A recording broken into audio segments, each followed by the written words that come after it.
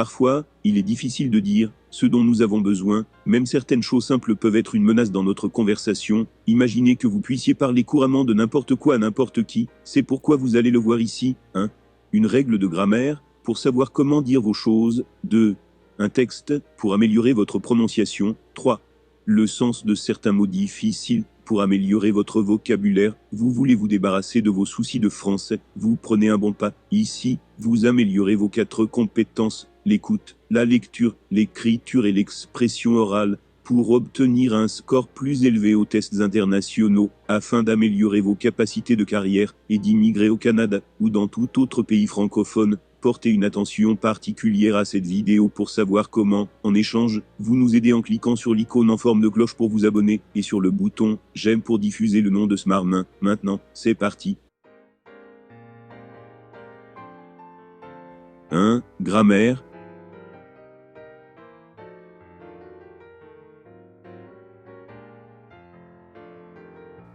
La conjugaison, le verbe est un mot variable. Il se présente sous différentes formes selon le mode, le temps, la personne et le nombre auquel il est employé. On distingue les formes simples, sert, servira, servait, servant, des formes composées, aura servi, avoir servi, où le verbe est conjugué avec un auxiliaire. Chaque forme simple se compose d'un radical auquel on ajoute une désinence. On classe traditionnellement les verbes en 3 groupes. Le premier groupe, les verbes dont l'infinitif se termine par -. Le deuxième groupe, les verbes dont l'infinitif se termine par -ir, et dont le participe présent est en -issant. Le troisième groupe, tous les autres verbes, les verbes aller, être et avoir sont des verbes dont la conjugaison présente de nombreuses particularités. Ils n'appartiennent à aucun groupe. Le radical est la partie qui porte le sens du verbe.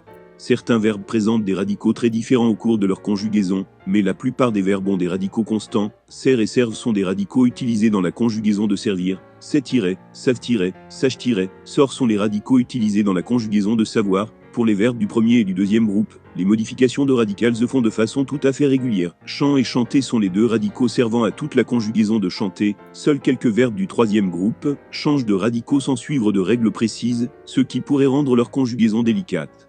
Mais ces modifications sont généralement connues des francophones, voire plus haut, l'exemple de savoir. Et les hésitations ne subsistent que pour les verbes employés rarement. La désinence est la partie qui, ajoutée au radical, porte les marques de mode, de temps, de nombre et de personne. Est la désinence qui sert à marquer la troisième personne du singulier de l'imparfait de l'indicatif ou du présent du conditionnel. Il aimait, il aimerait. Contrairement aux radicaux, les désinences présentent peu d'irrégularité.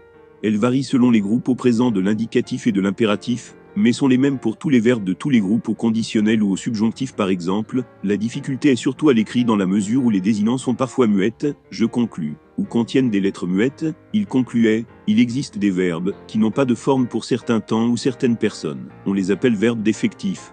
Ainsi, le verbe clore n'a pas de forme pour le passé simple ni pour l'imparfait de l'indicatif ou du subjonctif. Maintenant, voici la règle de grammaire que vous trouverez peut-être utile d'avoir au moment où vous devrez l'utiliser. N'oubliez pas que vous devez avoir les règles de grammaire, la prononciation et le vocabulaire. Pour soutenir votre conversation, nous voulons vous montrer ces facteurs et vous pourriez avoir à nous aider à augmenter cette influence vidéo pour continuer à vous atteindre, toujours et atteindre d'autres personnes et les aider. C'est très important pour vous d'améliorer votre carrière et d'augmenter vos chances d'immigrer au Canada. Ensuite, cliquez sur l'icône en forme de cloche et inscrivez-vous en cliquant pour vous abonner. 2. Texte. Le 12 avril 1961, à Baïkonour en Union soviétique, pour la première fois un homme, Youri Gagarin, s'envole vers l'espace. 108 minutes et une révolution complète de la Terre plus tard, le premier cosmonaute de l'histoire regagne sain et sauf le sol en parachute, après s'être éjecté de sa capsule. Le vol annoncé après sa réussite stupéfait le monde entier. Les soviétiques les premiers ont envoyé un humain dans l'espace. Depuis la fin de la Seconde Guerre mondiale, la rivalité entre Américains et Soviétiques avait provoqué une course aux armements et le développement de missiles balistiques qui servent de base aux premiers lanceurs spatiaux.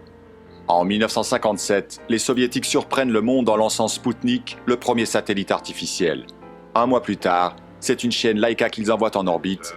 Les Américains sont sous le choc. La course à l'espace devient un enjeu essentiel de la guerre froide. L'impact planétaire de ces premiers succès spatiaux conduit Moscou à travailler d'arrache-pied pour envoyer un homme dans l'espace. Pour cela, il lui faut un héros, un homme du peuple. Ce sera Youri Gagarin, un jeune pilote de chasse souriant aux origines modestes, qui remplira parfaitement son rôle de cosmonaute soviétique modèle. Après la prouesse de son vol orbital, Gagarine est accueilli en triomphe à Moscou et reçoit le titre de héros de l'Union soviétique. Célébré dans le monde entier, icône soviétique trop précieux, il ne retournera jamais dans l'espace. L'exploit de Gagarine poussera le président américain Kennedy à lancer la course à la Lune. La conquête spatiale n'est plus qu'un instrument politique, un formidable moyen de propagande. En 1969, un an après la mort de Gagarine dans un accident d'avion, l'Amérique prend sa revanche en envoyant le premier homme sur la Lune.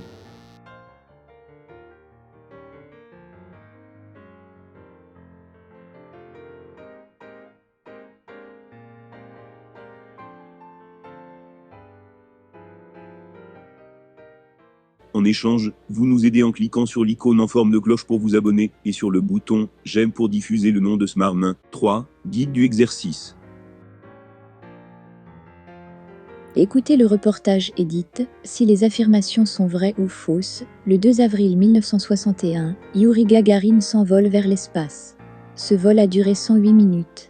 Avant cela, en 1956, les Soviétiques ont lancé Spoutnik, le premier satellite artificiel. 6 mois plus tard, ils ont envoyé une chienne, Laïka, dans l'espace. Les Soviétiques ont donc gagné la première manche de la course à l'espace contre les États-Unis. Mais en 1969, c'est un Américain qui a marché sur la Lune.